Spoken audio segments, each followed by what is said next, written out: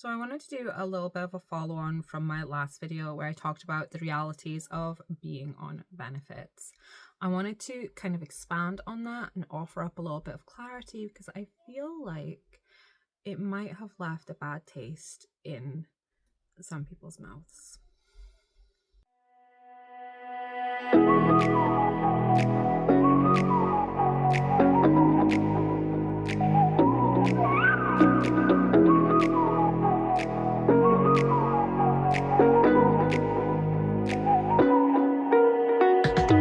Hi, I'm Laura, mum of 4 ages 10 and under, and I wanted to do a little follow-up on my last video and expand a little bit because I knew it was going to be a controversial video, but as the creator I can see the analytics on the back end and I didn't quite realize it would be quite that controversial. Obviously there has been a quite big ratio in the likes to dislikes, and I've also seen a lot of drop off in like the watch of the video, and I've lost quite a few subscribers because of that video. So yeah, I kind of do get the feeling that it might have left a bit of a bitter taste in some people's mouths, and I wanted to expand and clarify a few things. As I said in that last video, we have actually only been as reliant as we are on benefits since January of last year, and that's because we made the switch from being on the old tax credit system to universal credit. We were one of the last claims to be transferred over, so we've been surviving for much longer on a lot less, and that's not to say that I'm not appreciative of the benefit system. I truly am, because in the months leading up to that, I wasn't in the best headspace. Like, I could have prevented us being as reliant on benefits if I'd been more proactive in finding alternate employment, or if I'd knuckled down and done all the creation I wanted to do, that I've been trying to do. And quick trigger warning, I would skip forward about 30 seconds from here before I talk about it, because I am going to talk about mental healthy stuff. But anyone who's been like a long time viewer will remember when I was coming back from maternity leave in August of 2024 and going back to my job right before my job got let out from under me, I wasn't in the best headspace. And to sum it up really succinctly, it's the closest I've been to suicide since I was 17. Like, I was in no fit state. Like, if I didn't have Nick, like, everything would have went mental. Okay. it would have been awful. So yeah, I was not in a fit state mentally to proactively seek out employment. So getting the housekeeping job when I did was a saving grace. It stopped me from being unemployed entirely, even if it did come with the reduced hours. I just don't want anyone to think that we're just like scrounging off of benefits, that we're refusing to try and better ourselves. We're not. It's just there was a season of life where it just hanging on there. Just hanging on there. And there are other things that have come to light recently that may explain my very fluctuating mental health over the years, and I might talk about that later in this video, or just touch on it, but I'll definitely do a video on it specifically. But yeah, it's not like we're getting a free ride. There are commitments to be upheld. If you don't uphold your commitments with the job centre, they will sanction you. And that's one of the reasons why I would like to not be on benefits, because when you are on benefits, especially to this extent, you are beholden to the DWP. Like, they can stop things, they can cap things, they can reduce things. Like there's limits and there's parameters and there's guidance, and it's a lot of hoop jumping. It is definitely, I don't want anyone to think that we don't want to work, or that we have this mindset of why bother when we earn this much on benefits. Like, no, I don't want to live like this. I don't want to live like this. I fully appreciate it. And as someone who paid into the system for a good long while before I had children, I don't feel guilt in taking out of the system for this season of life, okay? Because when my children are grown, or if things improve in the recent future, then I'll be paying back into the system again, okay?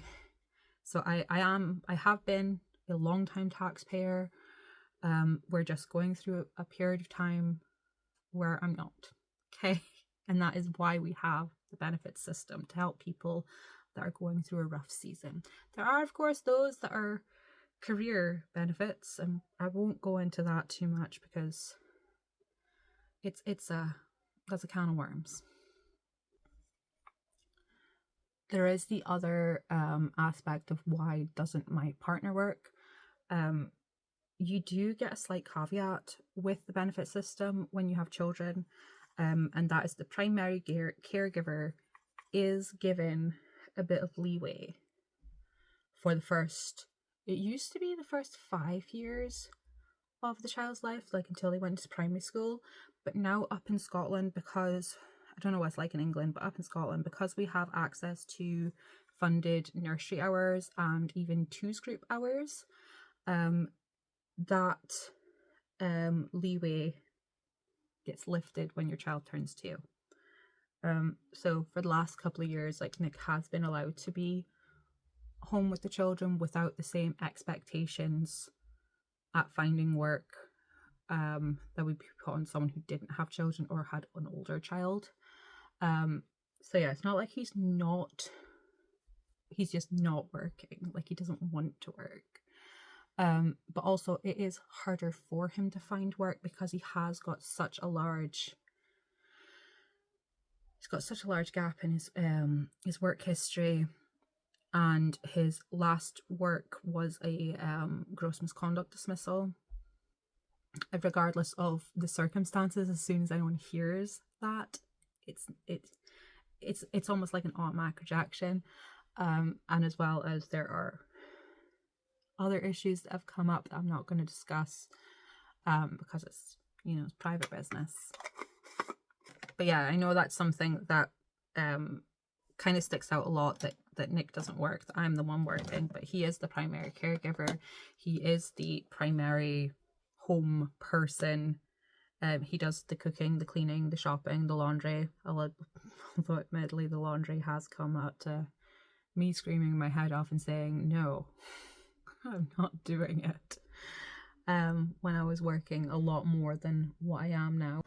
So when we went on to the universal credit system and we were entitled to a great deal more than we previously were, it did alleviate some pressures. It did allow for us to make more allowances, and at that time my mental health had begun to stabilize, having the less stressful job.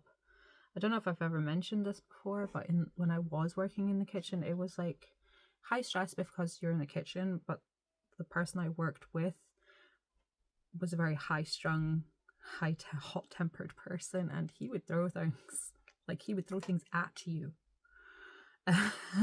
So yeah, less said about that the better. So being in a much calmer working environment definitely helped. And I got back into my writing, and I was putting my whole self into pursuing writing, and I was doing really well. I was getting a lot of work done in my manuscripts, but then we had some issues come up that required me to be home more, because what I was doing was I was going to like a coffee shop and I was buy coffee and do my writing, but it kind of got a bit awkward sometimes, like if it was busy and the baristas will stare at you. And then I found a room that I can rent for the same price as the coffee. So that's what I do now. But as I say, issues came up that meant I had to be home more, which meant I had to shelve my writing work for a period of time. So that put a bit of a stall on my creative process and getting those projects finished. And then I found out I was pregnant, and I have had the lowest level of energy ever. And that comes because I currently have gestational anemia. That means my iron reserves are very low, and that can cause some concerns. And I think I might have had, well, I checked back my notes and I've had low iron for my last 2 pregnancies. I will have to inquire about my first 2 pregnancies about low iron. But yeah, it basically manifests as a lot of brain fog, extreme exhaustion, and yeah. So getting anything done beyond the work that I'm paid for on the daily at my day job, it was a very hit and miss, mostly miss. And whilst we're on the topic of baby, some people might be asking, well, how can you afford to have another child? It's very simple. We still have everything. I have purchased new clothes for the new baby. I purchased baby vests and baby grows, some new muslin cloths, and it came to a total of £30. There, give or take, it's like £32 something. Clothing a child is not expensive. It really isn't. We already have a crib. We already have baby blankets. We already have baby toys. We already have baby bottles if this child bottle feeds, because my last son, Michael, he refused anything in a bottle. I used to like I breastfeed, but I would also express milk to be fed by a bottle, so that, you know, in times when I was feeling really, really tired, Nick could also do it. But Michael was he was not having any of it. So of course I already have breast pumps. We already have a steamer. We already have pretty much everything that you would need for a newborn baby.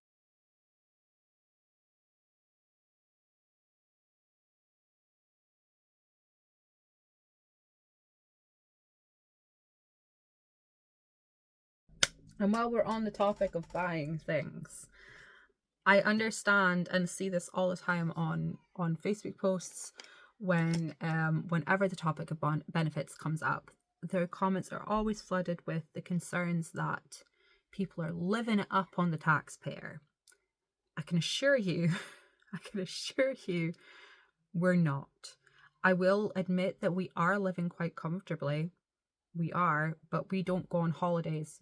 We don't have a car. We don't go on day trips for anything or outings. Okay?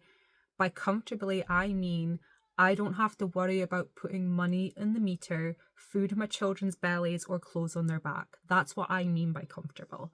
Because I grew up in a house without carpets. Okay?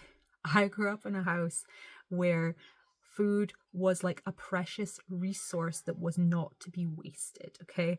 I've had hide-ins over wasting food. Okay? So when I say living comfortably, probably isn't what other people mean when they mean living comfortably. And thanks to doing the calculations for that video and finding out what we do earn in benefits and what we would need to earn more than we could earn on benefits, if that makes sense. We also decided to calculate like how much we would need to live on, like what we would need for just a basic standard of living if we wanted to like replicate what we have now, but not on benefits. And it could easily be done on about 30k a year. And I think I quoted what we get in benefits is 47, which is why I say we live comfortably. So if you wanted to just be bare bones, like a family of, or are we 6? We're almost family 7. But yeah, for us, a family of 6, for us to live basic on one income, it would be like 30k. We could like refuse all additional benefits and we would be stable on that. It would be tight, but it could be doable. But of course, as I say, those calculations are made with us not having cars, not going on holidays, you know, living still in a council property, not having like a mortgage. But if we got to that stage where we could be off of benefits and earning, we could save up to purchase a house and get a mortgage. Because when you are on like universal credit, there is a limit to the amount of savings that you're allowed. You're only allowed to have £6,000 in savings, which is a substantial amount of money. It would be the equivalent of what you would need to cover 2 weeks without work, or 2 months without work, or if you were placed on some kind of sanction. It's good to have that little bit of reserve. But yeah, to circle back to the idea of living up on the taxpayer, I can assure you that's not what's happening in this household. Since moving into this house, I'm sure long-time viewers will have seen a significant reduction in the amount of haul videos and the amount of shopping that I have done since even moving into this house, but even more so within the last year and a half, since I went on to or even since I went on maternity leave with Michael, you know, which, as I say, is when we honestly just ignore me with dates. Honestly, I'm clearly waffling right now. But since moving into this house, I have been purchasing significantly less in terms of frivolous things. And since being on maternity leave this time round, I have definitely been a lot more conscious of where our money's going, how much waste is happening within our house. But I know some people will have seen that last video and seen the background and thought, well, you have all of this clutter in the house, so you know, taxpayer money must have paid for most of that. And that's, if you are a long time viewer, you'll know that that's not true. Like, as I said, we thrift a lot of things, buy a lot of like second hands. A lot of stuff that you will see I have owned for years, like the storage container I have owned for years, the printer have owned for years, the white baskets have owned for years, but I did buy some more when we moved in here. The newest things in this room are like the cubed furniture. We bought that because there was no like in our last place we had alcoves so we could have like shelving, but now there was nowhere to put shelving, so we got shelving units, and that was on Klarna. We had to Klarna all of these. But like one of my biggest hobbies is journaling and scrapbooking, and I like to decorate my notes. I have bought a considerable amount of supplies from Temu, which I started purchasing from them in October of 2024. Again, I used Klarna. Yes, it was a large orders, but they were spread over months, so it wasn't like I was being neglectful of priorities. I was looking at what needed to be paid for, what was a priority for our household, and Nick and I each give ourselves a portion of fun money that we're allowed to spend little bits on so that we don't go completely cuckoo gaga. And I was spending my fun money on learning supplies. Same when it comes to like makeup and skincare. I just don't buy as much anymore because obviously with the years of project planning, I understand how long it takes for things to use up. And if you've seen my bathroom reset, you'll have seen how much I've not gotten to, not used, and a lot of that stuff we moved in here with 3 years ago. So it all just kind of went to waste, and I don't want to do that again. So I only buy things that I need as I need it, or if it's something that I'm actively using, like I showed vitamin C serums, and there was a clearance deal because they were changing the packaging, so I stocked up on what was on clearance because I know they're going to get used. Same with like makeup. It was my birthday in May, and that was the first time I've purchased makeup this year. I picked up some like new foundations and a new concealer and some lipstick. And that was actually with birthday money that I'd gotten given in a card. So, yeah. I ordered it online, and I ordered it alongside purchasing toiletries for the family, restocking shampoos. I used points vouchers, so I got I got a lot of money back on points on those orders because it was a very big restock that I needed to do. And I also used top cash back, so I got money back on my purchase. So there's that as well. And like, you guys know me, I'm not very big into beauty treatments. The only actual like beauty treatment I've ever had was after I had Rosie. I got a Groupon for like £20 that gave me like 3 sessions of microdermabrasion. That was really fun and relaxing. I would do that again if I could get a Groupon for it. But I don't get fillers or anything. I don't get facials. I don't get my brows done. I don't get my lashes done. I don't even get my hair done. I haven't had my hair done professionally since 2012 because it was a wash, cut and blow dry, and it was $48.50. I'd hate to think how much a wash, cut and blow dry is these days, but I thought that was extortion then, and I haven't had my hair professionally done since. I do all my own trims, all my own styling, do my own hair dye, everything. Okay. So if you see me with my nails, it is actually my nails. And I do pick up the odd little like bottle of nail polish.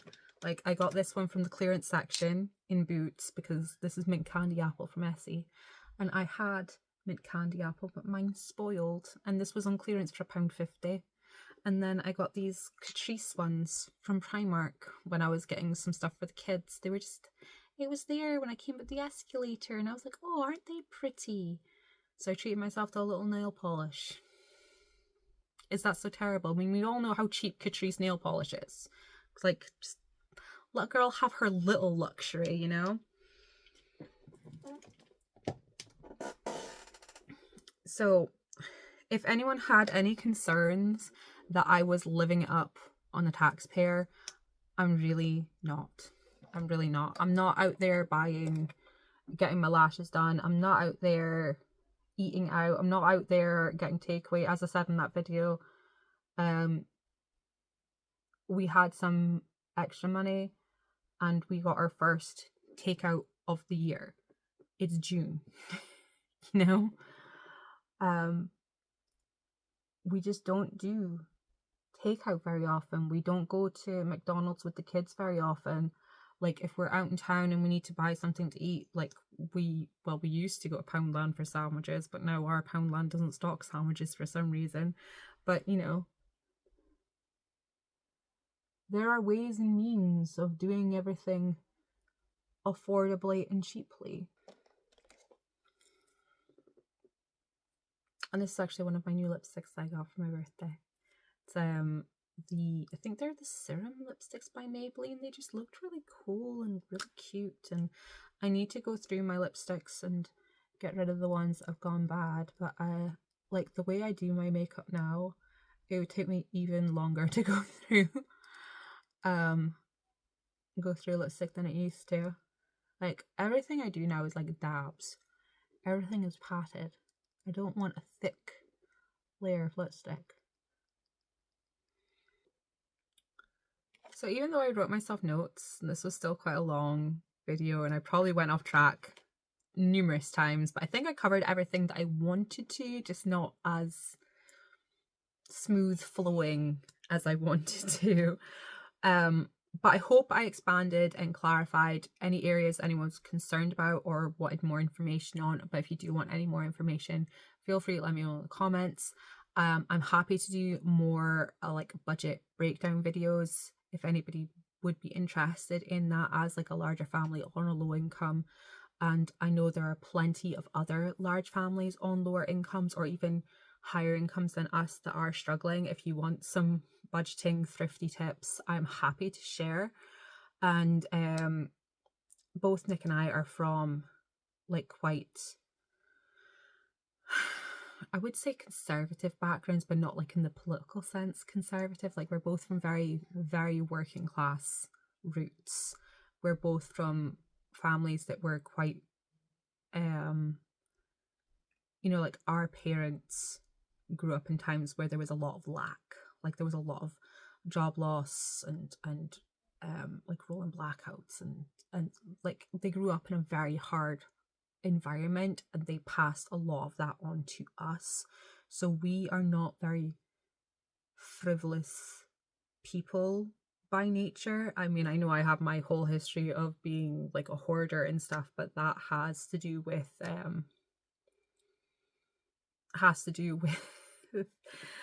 I'll go into it probably more in another video, but basically having everything taken away from me as a child, being denied so much as a child. We don't try and deny our children things, but we allow them to have things within limitations, you know?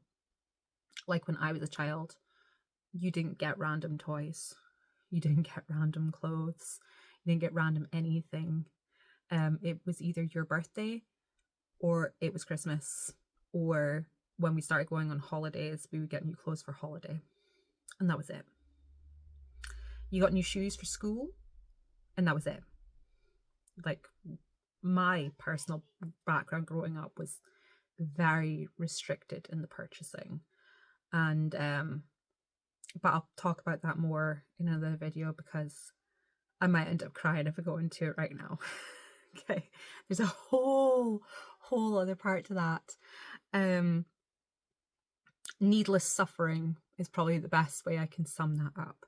I don't make our children suffer needlessly. There have been times where money has been tight and we've, it's Monday and we don't get any money till the following Monday and we're like on our last £20 and we need to make a stretch. We have never, and I'm not saying this as a source of pride or to shade anybody who has, but we've never used a food bank. We've always found a way to make it work because I think that's the level at which our generational shame would kick in, I think. And that's just an us thing. It's no reflection on anybody else. But as I say, if anybody wants any more information, if you need any helpful tips, hints, strategies, I am happy to share.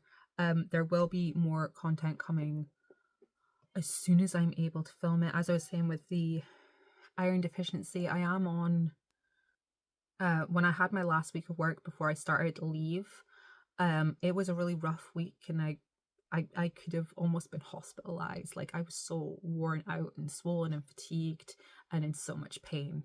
That's when we started to question maybe it was iron levels dropping. So since then, I think it's been 4 weeks now, I had been looking at introducing more iron into my diet. So I've been doing that on purpose and reducing anything that restricts iron absorption. and introducing things to enhance iron absorption, like orange juice. I've also started taking an iron supplement when I found out what my iron level actually was and what that actually meant. So yeah, now that I have that sort of taken care of, my energy and my mood has boosted significantly, and I've only been taking the iron supplement for about 4 or 5 days now. So yeah, there's going to be a lot of content coming soon, as soon as I get opportunities. Now it's less of an energy level thing, it's more of an opportunity thing, because my plan was, and this is totally extending this video longer than it needs to be, but the initial plan was that I wanted to get as much content filmed between me going on leave and the kids going on holiday so that I could edit it and have it scheduled to go up throughout the holidays, and as I had opportunity throughout the holidays to record extra and get it uploaded and scheduled, it would carry over my postpartum period. That was the plan. Obviously that has not happened because I've just not had the energy to do it, but now, as long as I have the opportunity to do it, it should come off without a hitch. And that, my friends, is probably what we call famous last words.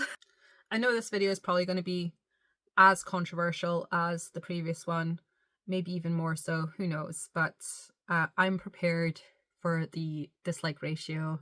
I'm prepared to lose more subscribers. I just want to find the people that my content is valuable to. I have a lot of life experience. I have a lot of information to share, and I am on a journey to remove myself and my family from the benefit system. I don't like being on benefits. I appreciate that it is there, but it's not like, yay, free money. I'm not, no, because it's not free, is it? It's not. It comes with strings attached, and it's paid by other people. Anyways, I will leave this video here, otherwise it's going to be like an hour long, and I will catch you guys later. Thank you so much for watching. Ask me anything you want in the comment section. Like, seriously, go ham. Go ham. I have had conversations in comment sections over the last month that would I've had things said to me. Trust me, there's probably nothing you could say to me that someone hasn't already said to me. So yeah, no holds barred. Ask what you want, and I will answer to the best of my ability. I might even put a question box up on my Instagram stories, and we can do a Q&A on budgeting and such. And yeah, anyways, bye bye.